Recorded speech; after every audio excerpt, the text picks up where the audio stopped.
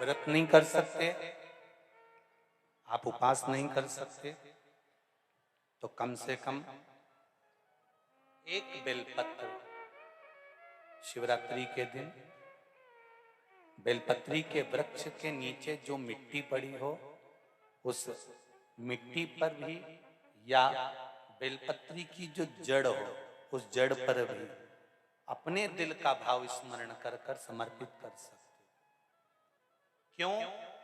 स्कंद पुराण में कहा गया है कि बेलपत्री के वृक्ष के नीचे शिवरात्रि के दिन 33 कोटि देवी देवता भगवान शंकर की आराधना करने आते हैं।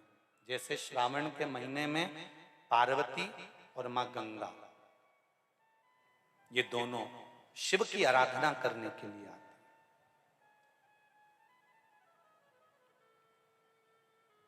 गंगा भी हिमालय राज की बेटी है और माता पार्वती भी हिमालय राज की बेटी है। उन्होंने हिमालय राज से केवल 2 चीजें ली हैं, एक गंगा को लिया और एक पार्वती को लिया, और दोनों को बड़ी विचित्रता में लिया। गंगा को मस्तक पर चढ़ाया, गंगा को मस्तक पर बिठाया, और हिमालय राज की एक बेटी को अपनी गोदी में बिठाया, पार्वती को भगवान गोदी में बिठाया।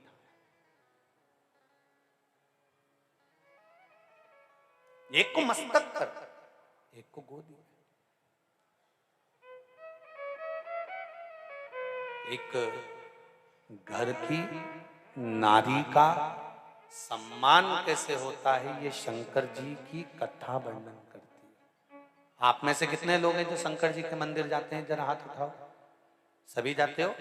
शिव मंदिर में जाकर देखना, शंकर भगवान नीचे होंगे, पार्वती जी ऊंची होंगी। बोलो सही है कि गलत है? शिव जमीन पर बैठे हैं,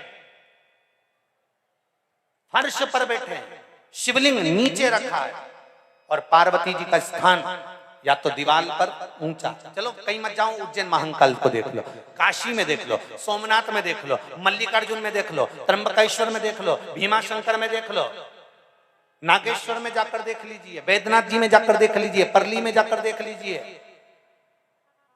केदार में जाकर देख लीजिए। शंकर भगवान का शिवलिंग नीचे मिलेगा और पार्वती ऊंची स्थान पर बैठी हुई मिलेगी। वो शंकर भगवान की कथा कहती है। भगवान ब्रह्मा जी का कथा देख लो, ब्रह्मा जी का स्वरूप देख लो। ब्रह्मा जी ने ब्रह्माणी को पास में बिठाया है, भगवान विष्णु ने लक्ष्मी जी को चरणों में बिठाया है, इंद्र ने इंद्राणी को पास में बिठाया है, सारे देवताओं ने अपनी अपनी धर्म पत्नी को पास में बिठाया, पर केवल देवाधिदेव महादेव कैसे हैं जिन्होंने अपनी धर्म पत्नी को ऊंचे स्थान पर बिठाया कि नारी का आदर करोगे तो जिंदगी में तुम भी आगे बढ़ते चले। नारी का सम्मान करना सीखो। शंकर भगवान की कथा कहती है हम भले अर्धांगिनी हैं, पर उसका सम्मान, उसका आदर, उसका सत्कार होना चाहिए।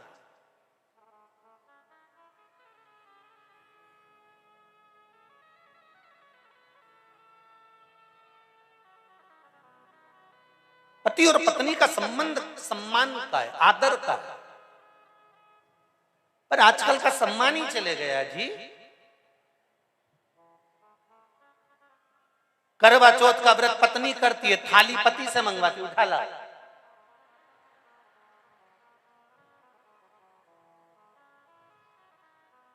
और पति बेचारा अपने काम में लग जाए तो चलनी में मुंडा देखती देखती बोल सीधे खड़े रहो, अच्छे से कह रही है।